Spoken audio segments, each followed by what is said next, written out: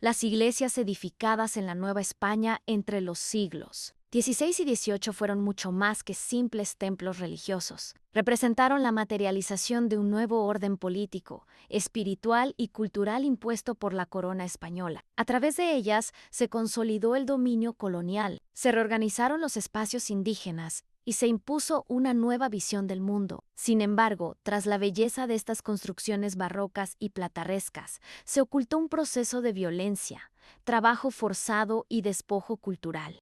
Con la llegada de los misioneros franciscanos, dominicos y agustinos, se inició un vasto programa de construcción de templos y conventos. Estas edificaciones no se levantaron al azar, sino sobre los antiguos centros ceremoniales de los pueblos originarios. El objetivo era claro: sustituir los símbolos religiosos indígenas por los del cristianismo. Como señala Serge Grozinski, la colonización espiritual fue también una colonización del espacio. Allí donde se derribaban los templos indígenas, se erigían las casas de Dios cristiano.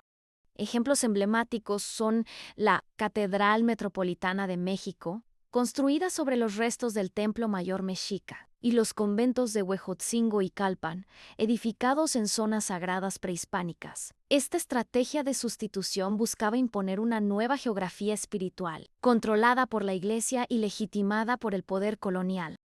Detrás de la monumentalidad de las iglesias novohispanas estuvo el esfuerzo de miles de trabajadores indígenas. En muchos casos, su participación no fue voluntaria, sino impuesta mediante los sistemas de encomienda, repartimiento o tributo personal. Según Enrique Florescano, la edificación de templos, conventos y ciudades fue una empresa colectiva, sostenida sobre la explotación indígena y la obligación de servir al nuevo orden.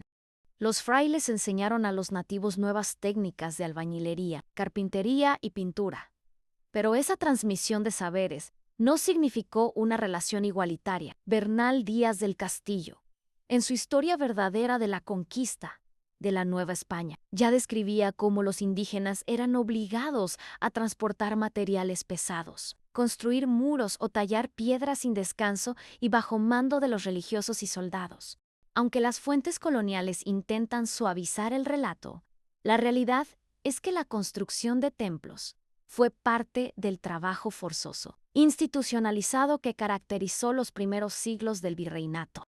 A pesar del contexto de imposición, los pueblos indígenas no fueron meros ejecutores. En muchos casos, incorporaron elementos de su cosmovisión dentro del arte sacro. Se observan símbolos solares, motivos florales, animales míticos o colores rituales en fachadas, retablos y murales.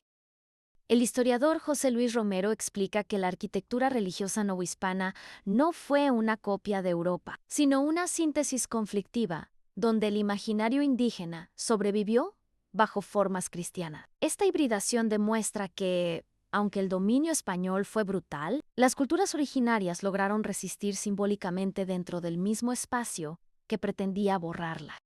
Las iglesias no solo fueron centros de evangelización, sino también símbolos del poder político y económico de la monarquía española. Su construcción estaba financiada por el diezmo, por donaciones de encomenderos y, en muchos casos, por los propios pueblos que debían aportar materiales o tributos.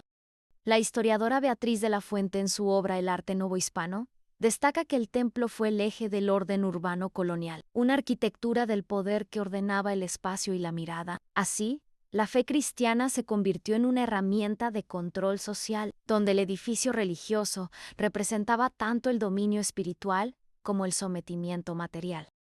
Las iglesias de la Nueva España son hoy consideradas joyas del patrimonio cultural, pero también son testimonios de un proceso violento de colonización. Su construcción implicó la reconfiguración del territorio, la imposición de una religión y el uso sistemático del trabajo indígena. No obstante, en sus muros aún se percibe la huella de los antiguos pueblos, quienes, incluso dentro del orden colonial, dejaron rastros de su identidad y resistencia. Como resume Krasinski, bajo el esplendor de las cúpulas barrocas, subsiste la memoria de los vencidos. Recordar esa doble historia, la de la belleza y la opresión, es fundamental para comprender el verdadero legado de la Nueva España.